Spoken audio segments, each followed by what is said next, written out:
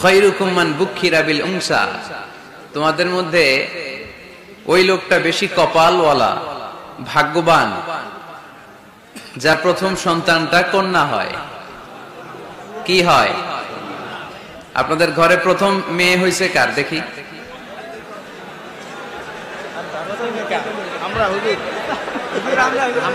ঠিক আছে, মাশাআল্লাহ। হাত নামান, হাত নামান। ছোট বাচ্চারাও তুলছে হাত। ওরা ভাবছে অন্যরাও তুলছে, আমরাও তুলি। তো মিন বারাকাতিল ইনাস, মিন বারাকাতিল মারআতি তাবকিরুহা বিল ইনাস। কোন নারী কতটা কল্যাণময় এটা বোঝার জন্য দেখতে হবে তার ঘরের প্রথম সন্তানটা কি। প্রথম সন্তান যদি কন্যা হয়, ওই ঘরে বরকত দেয় কে?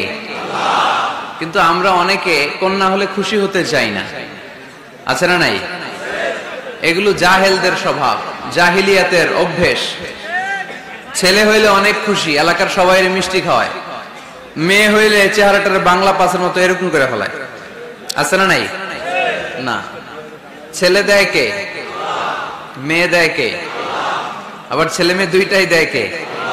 আবার অনেককে ছেলেও দেয় না, মেয়েও দেয় না, তিনি কে? এজন্য ছেলে মেয়ে এটা আল্লাহর দান।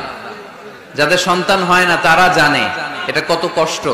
অনেকে আমাকে পার্সোনালি বলে, দোয়া চাই হুজুর, 15 বছর বিয়ে করেছি, সন্তান হয় না, দোয়া করবেন। দোয়া করি এদের জন্য। এদের অন্তরে অনেক জ্বালা। একটা মেয়ের জীবনের সবচেয়ে বড় পাওয়া, সে মা ডাক শুনবে।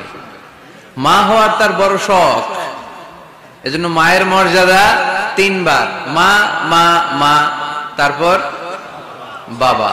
মান আহাক্কু বিহুসনি সাহাবাতি ইয়া রাসূলুল্লাহ, আল্লাহর রাসূল সবচেয়ে ভালো আচরণ কার সাথে করব? তোমার মায়ের সাথে, তারপর মায়ের সাথে, তারপর বাবার সাথে। তার মানে ইসলাম মাকে দিয়েছে গোল্ড মেডেল।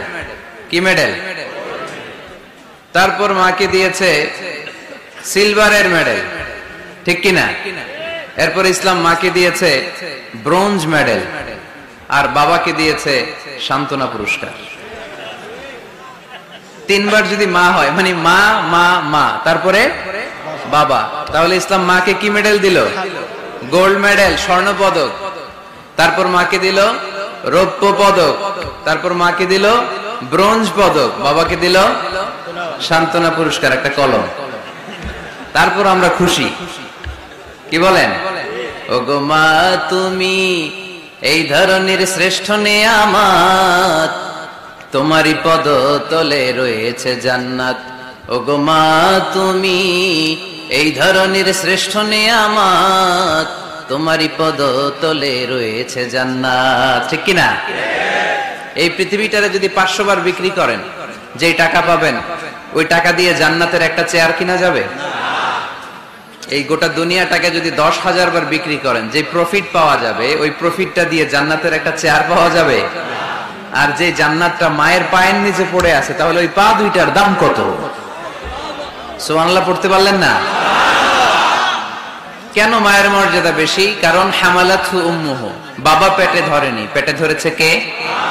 ওয়াহানান আলা ওয়াহান, বোঝা, পেইন, ডেলিভারি পেইন, যন্ত্রণা বাবা সহ্য করেনি, করেছে কে? ওয়া ফিসালুহু ফি আমাইন, 2 বছর বাবা দুধ খাওয়ায়নি, দুধ খাওয়ালো কে? বিষ্ণু বললেন লাউ কাতা'তা জিলদাক, জিলদুন মানে হচ্ছে স্কিন। বিষ্ণু বললেন তোমার স্কিন, চামড়াগুলো কেটে কেটে রোদে শুকিয়ে যদি জুতা বানাও 2টা, আর ওই জুতাগুলো দিয়ে যদি মাকে উপহার দাও, যে মা আমার গায়ের চামড়া দিয়ে তোমাকে 2টো জুতা উপহার দিলাম, ওই জুতা পরেও যদি তোমার মা 1000 বছর হাঁটে, তাহলে ওই যে ছোটবেলায় কত লক্ষ ঢোক দুধ তুমি তোমার মায়ের বুক থেকে খেয়েছো, তার 1 ঢোক দুধের সুদ আদায় হবে না। মা মা মা, তারপরে বাবা। একটা কন্যা যখন আসে পৃথিবীতে, ইসলাম বলে ওই ঘরটা বরকতময়। এরপর যখন বড় হতে শুরু করে, ইসলাম বলে বাবা যদি এই মেয়েকে ভালো পাত্রের হাতে তুলে দেয়, বাবার জন্য জান্নাতের দরজাকে খুলে দেয় কে? তারপর সে যখন কারো বধূ হয়ে কারো ঘরে যায়, ইসলাম বলে খয়রুকুম খয়রুকুম লি আহলিহি, তোমাদের মধ্যে ওই ব্যক্তি আল্লাহর কাছে সেরা যে তার স্ত্রীর কাছে সেরা। কার কাছে সেরা? আপনি আল্লাহর কাছে পছন্দনীয় হতে হলে আগে আপনার স্ত্রীর কাছে পছন্দনীয় হতে হবে। আপনার স্ত্রী যদি আপনার A+ দেয়, আপনি আল্লাহর কাছেও, কথা বুঝে নাই বোধহয়। আপনার বউ যদি আপনারে দেয় A+, আল্লাহ দিবে কি? আপনার স্ত্রী যদি আপনারে দেয় A-, আল্লাহ দিবে কি? আপনার স্ত্রী যদি আপনারে F দেয়, F ওই যে ফেল, তো আল্লাহ কি দিবে? আজকে যে ভাবিরে ধরবেন, কি দিবা? কও কি দিবা? হ্যাঁ, ওই যে বিয়ে করো না একটু A+। তো স্ত্রীদের সাথে বিষ্ণু ঈসা ইসলাম অনেক খুনসুটি করতেন, অনেক ভালোবাসতেন স্ত্রীদেরকে। আম্মাজান খাদিজাতুল কুবরা আত-তাহেরা রাদিয়াল্লাহু তাআলা আনহাকে বিষ্ণু ঈসা ইসলাম এত ভালোবাসতেন, তিনি বলতেন রুজিকতু হুব্বাহা, আমি খাদিজার ভালোবাসাকে আল্লাহর পক্ষ থেকে রিজিক হিসেবে পেয়েছি। খাদিজাতুল কুবরা আত-তাহেরা রাদিয়াল্লাহু তাআলা আনহার ইন্তেকালের পরে উনি খাদিজাতুল কুবরা আত-তাহেরা রাদিয়াল্লাহু তাআলা আনহার বান্ধবীদের বাড়িতে কুরবানির গোশত হাদিয়া পাঠাতেন। আম্মাজান আয়েশার সামনে যখন তিনি বলতেন যে খাদিজা এমন ছিল, এমন ছিল, এমন ছিল, আম্মাজান আয়েশা রাদিয়াল্লাহু তাআলা আনহা রেগে যেতেন, বলতেন আমরা কত সুন্দরী, আমাদের কথা কন না কেন? ওই যে কত আগে আপনার প্রথম স্ত্রী, শুধু তার কথা বলেন কেন? বিষ্ণুই বলতেন খাদিজা আমার দুঃখের দিনের সঙ্গিনী, তোমরা আমার সুখের দিনের সঙ্গিনী। সুবহানাল্লাহ পড়ুন। সুবহানাল্লাহ।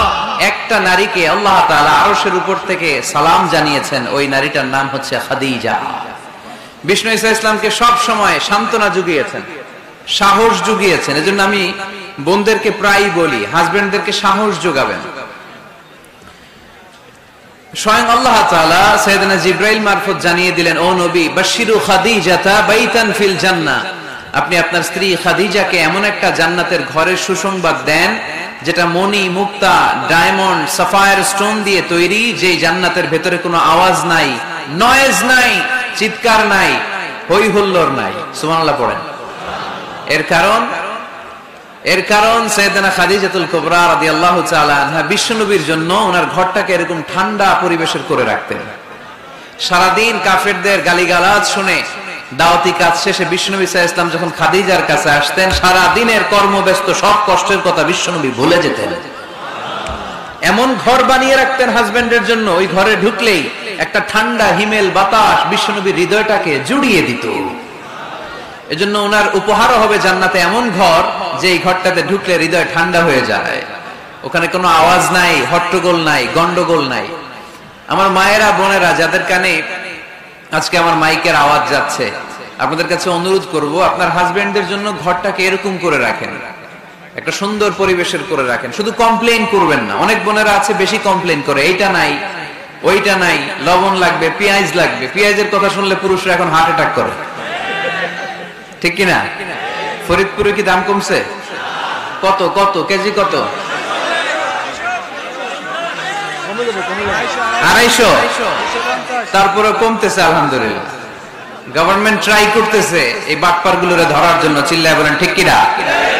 যারা এই পণ্যের মজুদদারি করে, বিষ্ণুনবী বললেন যেদিন মজুদদারি করবে তার থেকে তার 40 দিনের নামাজগুলো বরবাদ করে দিবে কে? ওর কোন ইবাদত আল্লাহর দরবারে কবুল হবে? পণ্যের এই সংকট তৈরি করা এটা কবিরা গুনাহ, এটা মিনাল কাবায়ের। এজন্য খবরদার, বোনদেরকে বলি হাজবেন্ডের জন্য ঘরটাকে সুন্দর করে রাখেন। তো ইসলাম বলে কারো ঘরে যখন কোন নারী বধূ হয়ে যায়, সে তার হাজবেন্ডকে সার্টিফাই করবে। এরপর যখন সন্তান সম্ভবা, ইসলাম বলে ডেলিভারি করতে যে অনেক নারী পৃথিবী থেকে বিদায় নেয় না, মরে যায়, ইন্তেকাল করে। ইসলাম বলে বাচ্চা প্রসব করতে যেই নারী দুনিয়া থেকে বিদায় নিল, ইন্তেকাল করলো, আল্লাহ তাআলা ওই সমস্ত নারীদেরকে কিয়ামতের দিন শহীদদের কাতারে একসাথে দাঁড় করিয়ে দিবে।